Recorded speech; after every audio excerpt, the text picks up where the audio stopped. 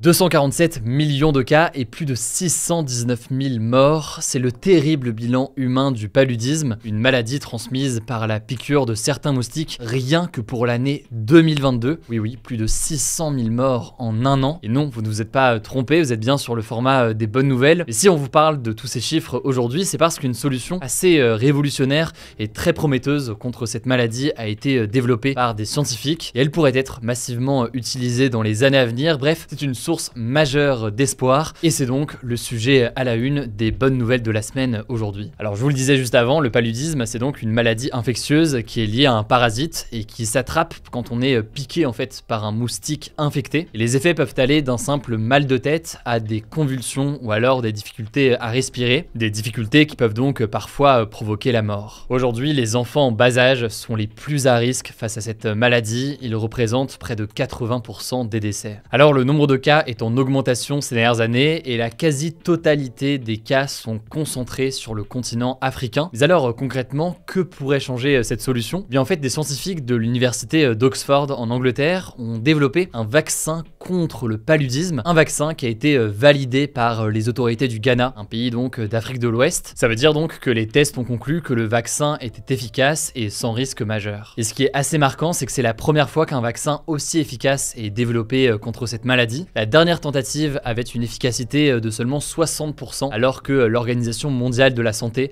avait fixé un seuil minimal d'efficacité nécessaire à 75%. Et donc, après près de 30 ans de travail, les chercheurs d'Oxford ont développé ce vaccin dont l'efficacité est de 77% selon une équipe de recherche internationale qui a étudié du coup ses effets pendant près de 2 ans. Ce vaccin en plus, il a une autre caractéristique importante. Selon les chercheurs, il peut être fabriqué à grande échelle et à un prix relativement faible, ce qui selon eux permettrait donc de fournir des centaines de millions de doses aux pays africains. Il faut savoir que souvent les vaccins sont tellement coûteux que même s'ils existent, eh bien certains pays concernés par ces maladies n'ont pas les moyens de mener une campagne importante et massive de vaccination. Cela dit, comme toujours, et vous commencez à le savoir dans ce format des bonnes nouvelles, c'est important quand même de nuancer tout ça. Déjà parce que ce n'est pas parce que les autorités ghanéennes ont donné leur feu vert qu'une campagne massive de vaccination va forcément être mise en place. Et par ailleurs, pour que la maladie disparaisse, il faudrait que le vaccin soit non seulement validé massivement dans tous les pays du continent et éventuellement à terme du monde entier, mais pas seulement donc au Ghana. Autrement dit, c'est une bonne nouvelle d'un point de vue scientifique, mais désormais il faut voir l'impact et ce qui sera fait d'un point de vue davantage politique au niveau de la politique publique. Bref, cela dit, ça reste une avancée scientifique majeure et je vous mets des liens du coup directement en description. Deuxième actualité que je voulais voir avec vous, le Parlement européen a adopté cette semaine une loi marquante pour accélérer la réduction des émissions de gaz à effet de serre, qui sont donc ces gaz responsables du changement climatique. Et dans cette loi, il est notamment question de réforme du marché du carbone. Alors le marché carbone, c'est un système de plafonnement et d'échange de quotas entre les entreprises d'émissions de gaz à effet de serre. Je vous la fais courte, il a été conçu en fait pour encourager les entreprises à réduire leurs émissions en leur proposant en fait des incitations financières à le faire. Concrètement, comment ça marche? Eh bien, chaque entreprise se voit attribuer un certain nombre de quotas d'émissions de CO2. Donc c'est un plafond maximal d'émissions que l'entreprise ne doit pas dépasser. Or, eh bien, si une entreprise émet moins de CO2 que le maximum qu'elle peut émettre, eh bien, elle peut vendre ces quotas inutilisés à d'autres entreprises qui pourraient en avoir besoin dans le cadre actuel, en tout cas,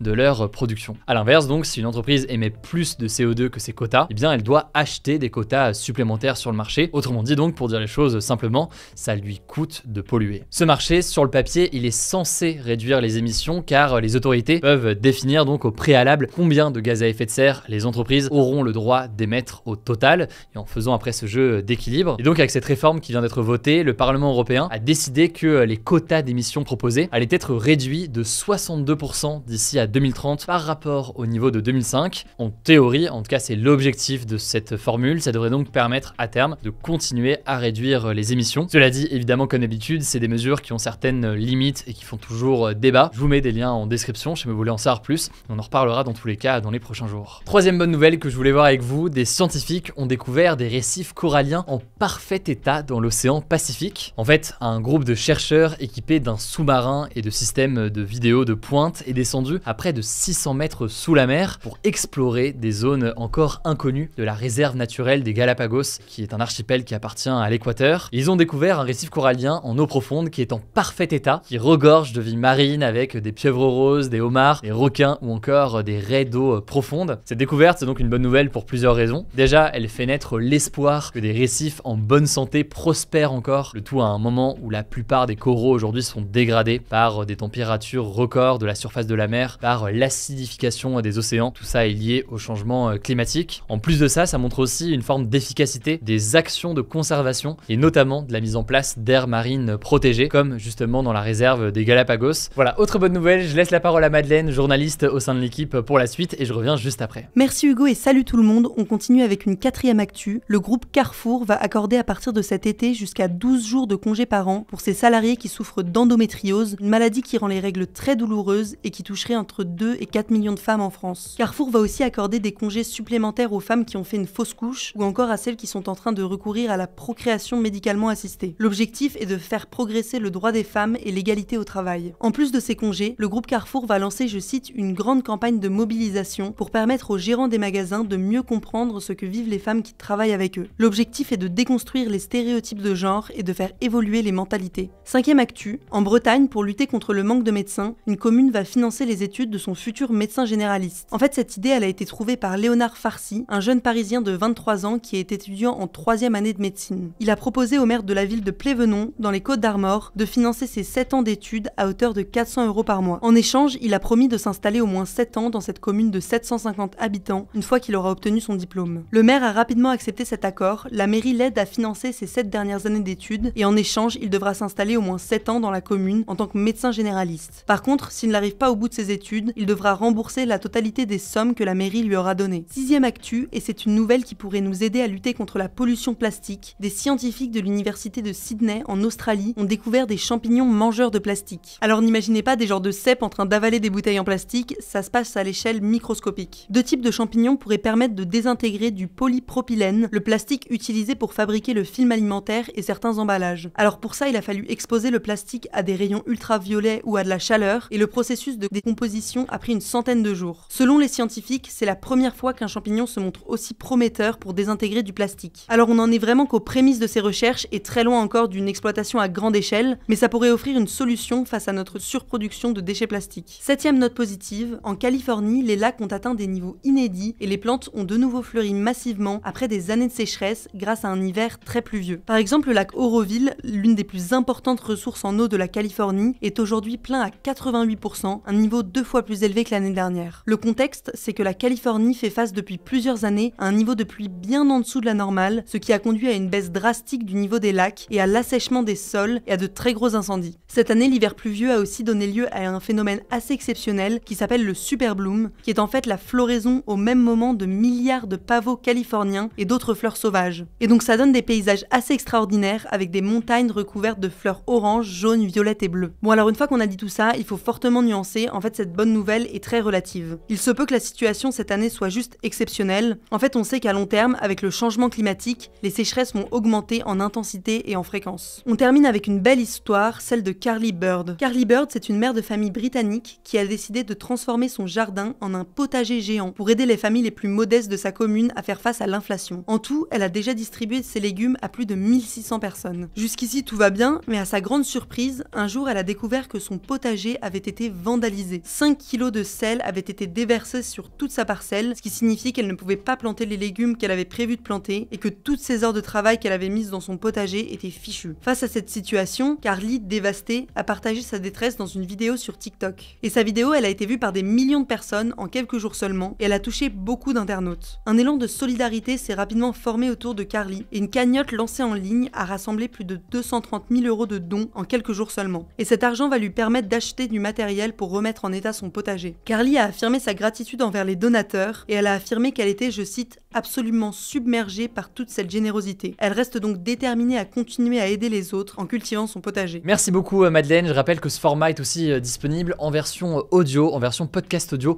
pour avoir des bonnes nouvelles directement dans vos oreilles. Vous tapez Hugo Décrypte, en fait c'est la même chaîne, le même flux que pour les actus du jour. Vous vous abonnez, comme ça, comme chaque semaine, vous avez ces actus et aussi du coup ces bonnes nouvelles sur Spotify, Apple Podcast, Deezer ou autres. Prenez soin de vous, prenez soin de vos proches et puis je vous dis à très vite.